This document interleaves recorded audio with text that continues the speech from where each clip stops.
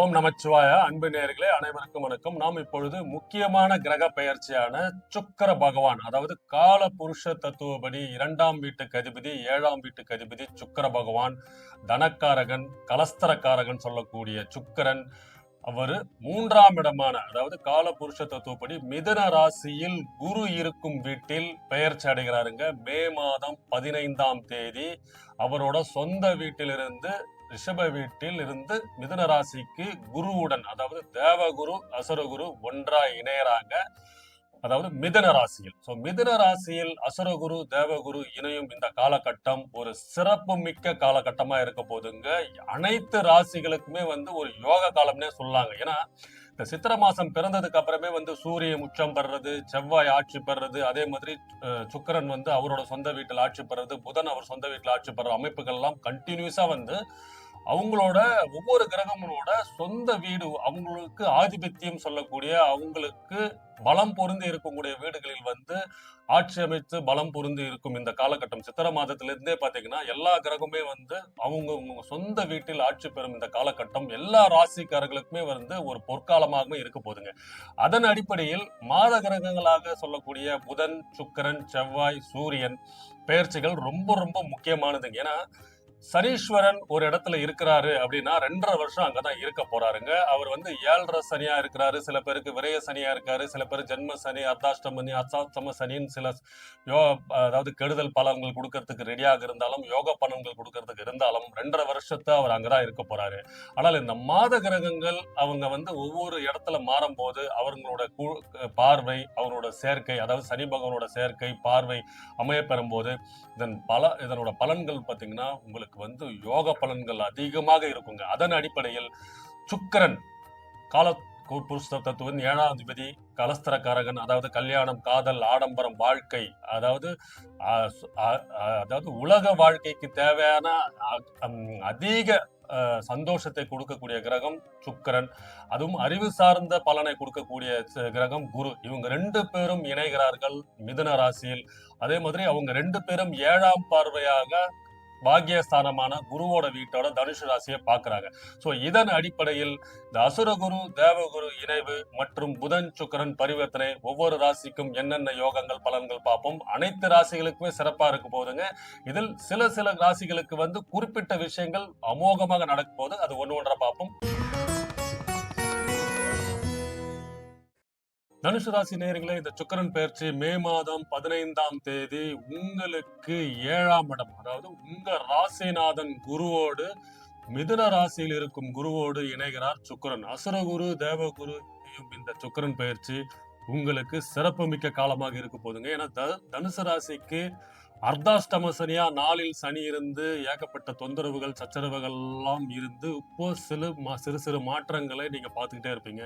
இதுக்கப்புறம் உங்களுக்கு வாழ்க்கையில் பெரிய முன்னேற்றங்கள் கொடுக்கக்கூடிய காலமாக இருக்க போதுங்க. ஏன்னா 4ஆம் இடத்தில் அர்த்தாஷ்டம சனி இருந்து உங்களை அனைத்து சுகங்களையும் கஷ்டங்களையும் கொடுத்து, வாழ்க்கை என்னடா அது இவ்வளவு போராட்டமா ஆயிடுச்சு, வீட்டுக்கு போனா பிரச்சனை, வேலையில போனதுக்கும் பிரச்சனை, எங்க போனாலும் வெளியே அதாவது ஏதோ ஒரு சொந்த ஊருக்கு போனாலும் ஒரு விபத்துகள், காயங்கள் என உடல்நல பிரச்சனை, மருத்துவ செலவுகள், முக்கியமா உங்களோட தாயாரின் மருத்துவ செலவுகள், உடல்நல, அதாவது சொந்தங்கள், தாயாரின் சொந்தங்கள் மூலமா உங்களுக்கு ஒரு மன உளைச்சல் ஏற்படுறது, மொத்தத்துல ரொம்ப கஷ்டமான சூழ்நிலை இருந்த தனுசு ராசிக்கு சித்திரை மாதம் பிறந்ததுக்கு அப்புறம் அது கொஞ்சம் படிப்படியா மாறி இருக்குங்க. அதன் அடிப்படையில் உங்களுக்கு உங்க ராசிநாதன் குருவோடு இணையும் இந்த சுக்கிரன் உங்களுக்கு 7ஆம் இடம். 7ஆம் இடம்ன்றது இனிமே தாங்க உங்க வாழ்க்கையே மாறப்போகுதுன்னே சொல்லலாம். பிசினஸ் ஆன பிறகுதான் நான் கல்யாணம் பண்ணிப்பேன், நான் ஒன்று செட்டில் ஆன பிறகுதான் கல்யாணம் பண்ணிப்பேன் அப்படின்ற யோசனையில இருக்கும் தனுசு ராசிக்கு இந்த காலத்தை அப்படியே மாற்றி அமைக்க போகுதுங்க. ஏன்னா உங்களுக்கு 7ஆம் இடத்தில் குருவோடு சுக்கிரன் இணையும் போது உங்களுக்கு திருமண வாய்ப்புகள் கைகூடும்.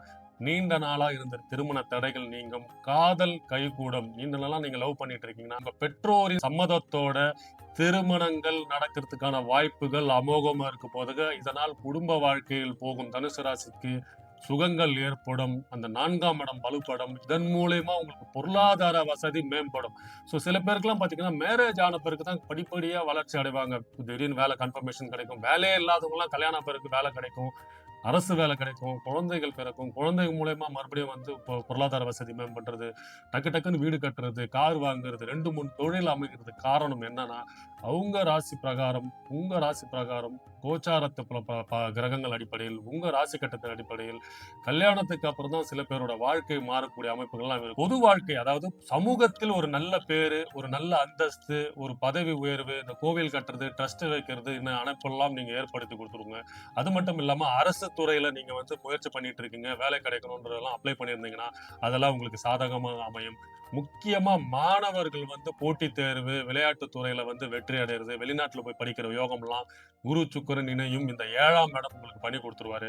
அது மட்டும் இல்லாமல் 6க்கு அதிபதி சுக்கிரன் 7ஆம் இடத்தில் இருக்கும்போது, வேலை விஷயமா வெளிநாட்டுக்கு போறது, வெளிநாட்டு மூலியமா உங்களுக்கு பணவரவு அதிகிறது, வெளிநாட்டுல போய் செட்டில் ஆகுற அமைப்பெல்லாம் இந்த காலகட்டம் குரு, சுக்கிரன் இணையும்போது தனுசு ராசிக்கு சிறப்பாக இருக்குதுங்க. முக்கியமா உங்களோட சுகம் தன்மை அதிகமாக பலப்பட போதுங்க. பொது வாழ்க்கையில உங்களுக்கு ஒரு நல்ல பேரு, ஒரு நல்ல உயர்வு, உங்களுக்கு ஒரு அந்தஸ்து அதெல்லாம் கிடைக்க போற வாழ்க்கை அதாவது நல்ல அதாவது பொது வாழ்க்கையில வந்து ஒரு நல்ல பேரு, நல்ல நேமு, உங்களுக்கு ஒரு அங்கீகாரம், பதவி உயர்வு கிடைக்கிற அமைப்பெல்லாம் இந்த காலகட்டத்தில் ஏற்படுத்தி குடுத்துருவார்.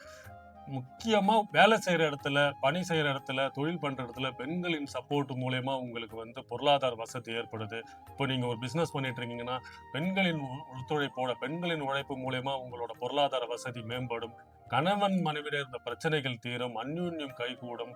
குழந்தை பாக்கியம் கிடைக்கிறதுக்கான வாய்ப்புகள் அமோகமாக இருக்க போதுங்க. இந்த காலகட்டத்தில் நீங்க குழந்தை அதாவது மருத்துவம் மூலியமா ட்ரீட்மெண்ட் பண்ணிட்டு இருக்கீங்கன்னா, உங்களுக்கு சாதகமாக குழந்தை பாக்கியம் கிடைக்கிறதுக்கான வாய்ப்புகள் அமோகமாக இருக்க போகுது. ஸோ தனுசு ராசிக்கு இந்த சுக்கிரன் திருமணம், குழந்தை, கல்யாணம் என குடும்ப வாழ்க்கையில் சந்தோஷத்தங்களை கொடுக்கக்கூடிய அமைப்பாக இருக்கு. அது மட்டும் இல்லாமல் உங்களுக்கு பதவி உயர்வு, வேலை வாய்ப்புகள், பார்ட்னர் மூலியமா வந்து தொழில் ஆரம்பிக்கிறது. அதாவது வேலையில இருக்கிறவங்களுக்கு வந்து உயர் பதவி, பொறுப்பு கிடைக்கிறது. வெளிநாட்டு போற யோகம், வெளிநாட்டு மூலியமா வந்து உங்களுக்கு பொருளாதார வசதி எல்லாம் ஏற்படுத்தி குடுத்துருவார். இந்த சுக்கிரன், குரு இணையும் 7ஆம் இடத்தில். ஸோ 7ஆம் இடத்தில் குரு பகவான் இருக்கும்போது நீண்ட தூர பிரயாணங்கள் மூலியமா உங்களுக்கு வந்து பொருளாதார வசதி ஏற்படுறது. அதன் மூலியமா லாபங்கள் உண்டாகிறது. தொலைதூரத்திலிருந்து நல்ல செய்திகள் வர்றது. இந்த அமைப்புகள்லாம் தனுசு ராசிக்கு சிறப்பா இருக்க போதுங்க. முக்கியமா குடும்ப வாழ்க்கையில் போகக்கூடிய அமைப்பு இந்த காலகட்டத்தில் உங்களுக்கு சிறப்பாக இருக்க போது. வெள்ளிக்கிழமை வந்து விஷ்ணு கோவிலுக்கு போயிட்டு வாங்க. இந்த காலகட்டம் உங்கள் குடும்ப வாழ்க்கையை சிறப்பாக இருக்கக்கூடிய காலகட்டமாக இருக்க போது.